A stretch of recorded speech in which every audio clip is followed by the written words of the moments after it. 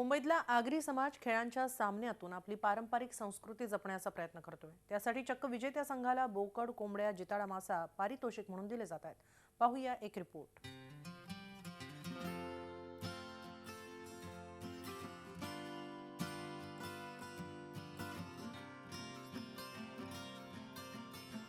खर्चासाठी कुणी कुणाला कोंबडी बनवतं, मस्करीत एखादा कुणीतरी बकरा बनतो, पण खेळात कुणी बकरा जिंकल्याचं तर कुणाला कोंबडी मिळाल्याचं तुम्ही ऐकलंय का?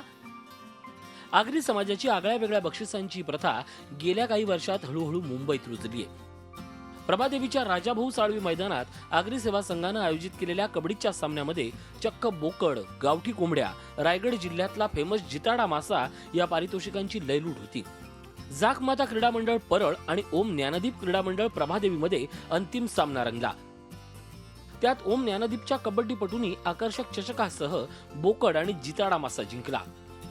तुम्हाला बोकड मिळतो आहे, काय करणार आता? आता नवीन वर्षात त्याला थोडे दिवस ठेवणार, नवीन वर्षात त्याला स्वागत करू आम्ही त्याचा।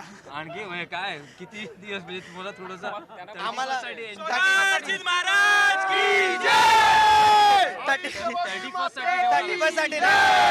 31 च्या नंतर नवीन वर्षात त्याला कामणार, कारण का या वर्षात तो आम्हाला भेटलाय म्हणून त्याला नवीन वर्षात आम्ही एक पार्टी ठेवू। जसं राजचिन्ह असतं तसं आगऱ्यांचं राज्यचिन्ह कुठलं असेल तर हा जिताडा, आणि या जिताड्याचं मोल आम्हाला अनमोल असतं, त्याची चव सुद्धा अनमोल असते।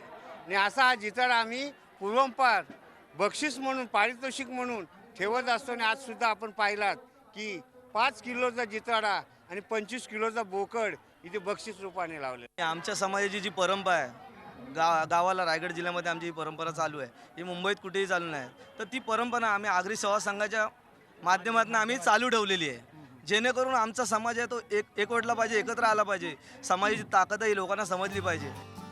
सध्या महापालिका निवडणुकींचा मोसम आहे, त्यामुळे गर्दी खेचणाऱ्या अशा सामन्यांना राजकीय नेत्यांची हजेरी ओघानं आलीच। या सामन्यांनाही सर्व राजकीय पक्षांचे स्थानिक नेते आवर्जून उपस्थित होते, आपापल्या कोंबड्या आणि बकऱ्यांच्या शोधात। त्यामुळे आयुष्यात काहीही व्हा, पण कुणाच्या कोंबड्या बकरे होऊ नका, कारण कापले जाण्याची शक्यता जास्त असते। दिनेश दुखंडे, झी मीडिया, मुंबई। झी 24 तास रहा एक पाऊल पुढे।